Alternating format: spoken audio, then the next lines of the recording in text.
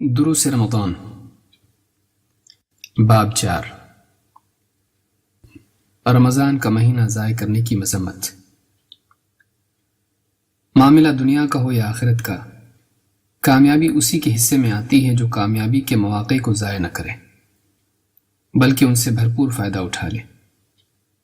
اس کے برعکس ناکام وہ ہوتا ہے جو موقع پا کر بھی غافل پڑا رہے اور موقع ضائع ہو جانے کے بعد افسوس اور حسرت کا اظہار کرتا رہ جائے بلکہ اس اظہار کو اپنی بے عملی کی چھپانے کا ذریعہ بنا لے۔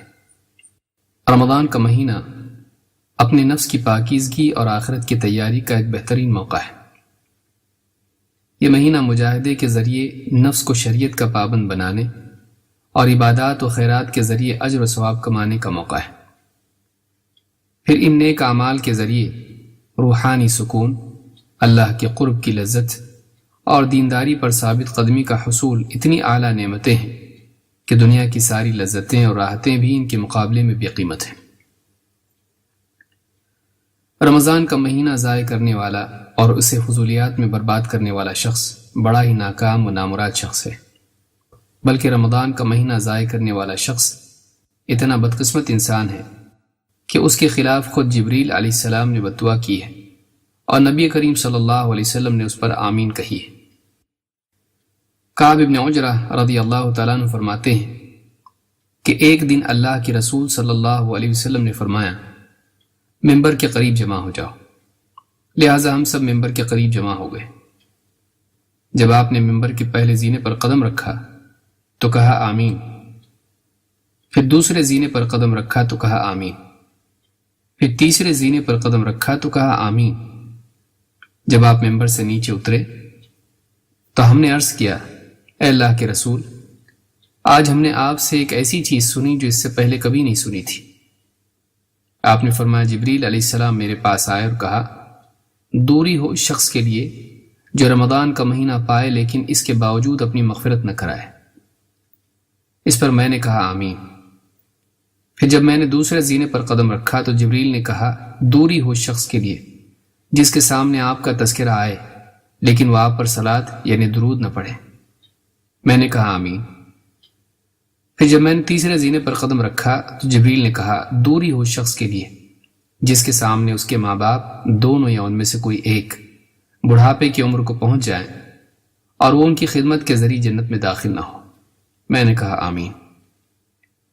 یہ حدیث امام حاکم نے اپنی مستدرک میں روایت کی ہے۔ اس باب میں ایک دوسری حدیث بھی آئی ہے۔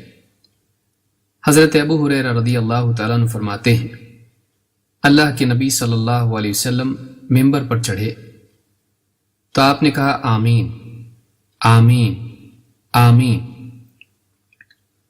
لوگوں نے عرض کیا، اے اللہ کے رسول، آپ جب ممبر پر چڑھے تو آپ نے آمین آمین آمین کہا۔ آپ نے فرمایا، جبریل میرے پاس آئے اور کہا، جو شخص رمضان کا مہینہ پائے اور پھر بھی اس کی مغفرت نہ ہو اور جہنم میں چلا جائے تو ایسے شخص کو اللہ تعالیٰ اپنی رحمت سے دور کر دے۔ آمین کہیے۔ تو میں نے آمین کہی۔ پھر کہا، جو شخص اپنے ماں باپ کو دونوں کو یا ان میں سے کسی ایک کو پائے لیکن ان کے ساتھ بھلائی کا سلوک نہ کرے اور اسی حال میں مر جائے اور جہنم میں چلا جائے تو ایسے شخص کو بھی اللہ تعالیٰ اپنی رحمت سے دور کر دے۔ آمین کہیے۔ میں نے اس پر بھی آمین کہی۔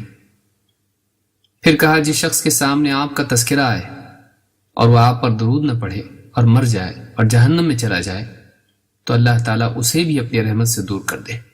کہیے آمین۔ تو میں نے اس پر بھی آمین کہی۔ یہ حدیث صحیح ابن حبان میں ہے۔ ایک حدیث میں خود نبی کریم صلی اللہ علیہ وسلم نے بھی رمضان کے ضائع کرنے والے شخص کے لیے ناکامی کی بددعا کی ہے۔ آپ نے فرمایا، اس شخص کی ناک خاک آلود ہو جس کے سامنے میرا ذکر آئے لیکن وہ مجھ پر درود نہ پڑھے، اور اس شخص کی ناک خاک آلود ہو جو رمضان کا مہینہ پائے لیکن پھر بھی اپنی مغفرت نہ کرا سکے، اور اس شخص کی ناک خاک آلود ہو جس کے والدین اس کے سامنے بڑھاپے کی عمر کو پہنچ جائیں لیکن وہ انہیں اپنے لیے جنت میں داخل ہونے کا ذریعہ نہ بنا سکے۔ اس حدیث کو امام الترمذی اور حاکم نے روایت کیا ہے۔ کتنے افسوس کا مقام ہے کہ ایک شخص کو رمضان کا پورا مہینہ نصیب ہو، لیکن اس کے باوجود نہ وہ عبادات کے ذریعے اللہ سے قریب ہونے کی کوشش کرے، نہ دعا اور استغفار کے ذریعے اپنے گناہوں کی مغفرت کرا سکے، بلکہ اسی حال میں مر جائے تو یہ ہلاکت اور بربادی ہے۔ یہ اس بات کی علامت ہے کہ اسے اللہ کے دیے ہوئے اس قیمتی موقع کی بالکل قدر نہیں۔ ایسے ناشکرے بندے کو اللہ اگر اپنی جنت سے اور اپنی رحمت سے محروم کر دے تو اس میں کوئی تعجب کی بات نہیں۔ ایسے شخص کے لیے اگر فرشتوں کے سردار جبریل بد دعا کریں اور اس دعا پر نبیوں کے سردار محمد عربی صلی اللہ علیہ وسلم آمین کہیں تو یہ بھی اس شخص کی بدبختی کا واضح اور کافی ثبوت ہے۔ جو شخص رمضان المبارک کے اس موسم کی قدر کرے اور اپنے اوقات کو نیک اعمال سے بھر دے تو یہ اس بات کا واضح ثبوت ہے کہ وہ اپنی زندگی کے معاملے میں سنجیدہ ہے، وہ آخرت کے معاملے میں حساس ہے۔ لیکن اس کے برعکس جو شخص رمضان کے اس بہترین موقع کو ضائع کر دے تو اس کا یہ طرز عمل خود ہی اس بات کی دلیل ہے کہ وہ اپنی بقیہ زندگی کو بھی ضائع کرنے والا ثابت ہوگا۔ جو شخص ایک مہینہ صحیح طور پر نہ گزار سکے، اس سے پوری زندگی صحیح طور پر گزارنے کی کیا امید کی جا سکتی ہے؟ اس اعتبار سے رمضان کا مہینہ ہر آدمی کے لیے اپنی دینداری کے جانچنے کا ایک پیمانہ بھی ہے، اور وقت کی قدر اور اس کے صحیح استعمال کی ایک تربیت بھی۔